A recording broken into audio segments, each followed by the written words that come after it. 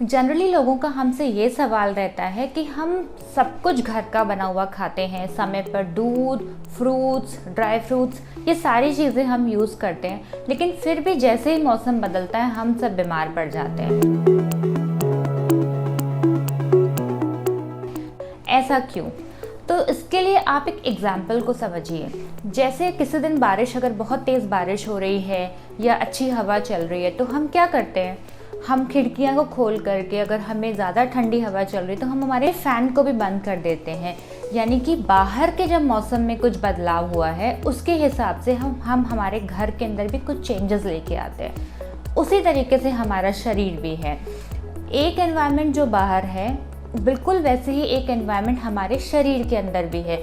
तो बाहर जब भी कुछ बदलाव होगा उसका पूरा का पूरा जो इफ़ेक्ट है वो हमारी बॉडी में भी आता है।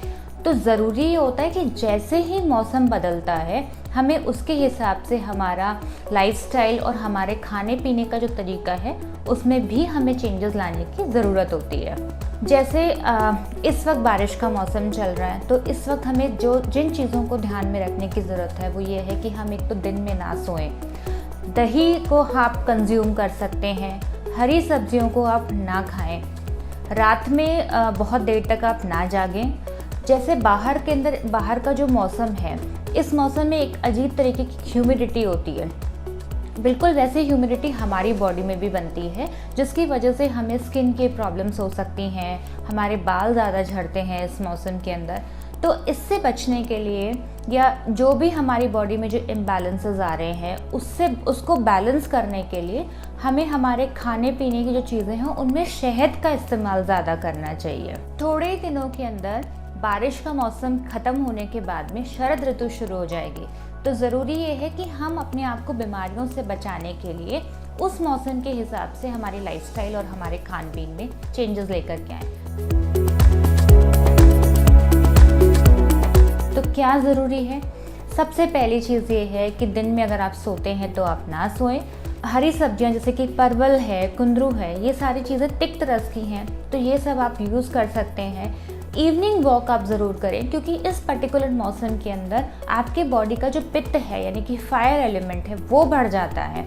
तो उसको बैलेंस आउट करने के लिए अगर आप शाम को जब चंद्रमा की जब रोशनी होती है उस वक्त अगर आप वॉक करते हो तो आपकी जो बॉडी है उसमें ये पित्त जो है वो बैलेंस करता है। मिड सितंबर के बाद में शरद ऋतु में हम एंटर करेंगे। शरद ऋतु में सबसे इम्पॉर्टेंट चीज़ जो हमें समझने और जानने की आवश्यकता है वो ये है कि हमारी बॉडी के अंदर पित्त जो है वो बढ़ जाता है। पित्त यानी कि आपकी बॉडी का फायर एलिमेंट।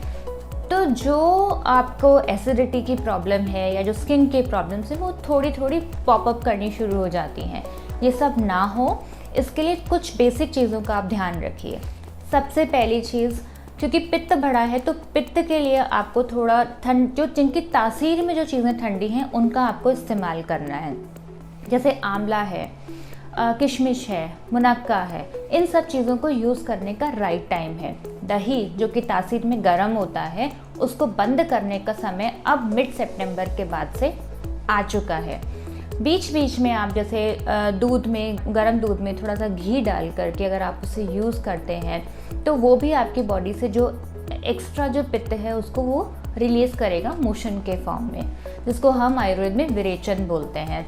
अपने खाने के अंदर घी को आप ज़्यादा इस्तेमाल करने का सही समय यही है, क्योंकि सर्दियों के अंदर या जो शरद ऋतु है इसमें हमने आपको बताया कि पित्त बढ़ जाता है। तो पित्त को सबसे अच्छा बैलेंस करने के लिए घी होता है। तो घी का आप कैसे यूज़ करेंगे? आप अपने जो भी खाने पीने का जो सामान है, जो भी आपका जैसे दाल है, चपाती है या किसी भी फॉर्म में आप अपने खाने में घी का इंटेक ज़्यादा बढ़ाइए।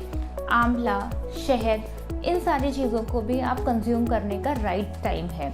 दही जो अभी तक आप खा रहे थे बारिश के मौसम में, उसको अब आपको बंद करने का समय आ चुका है।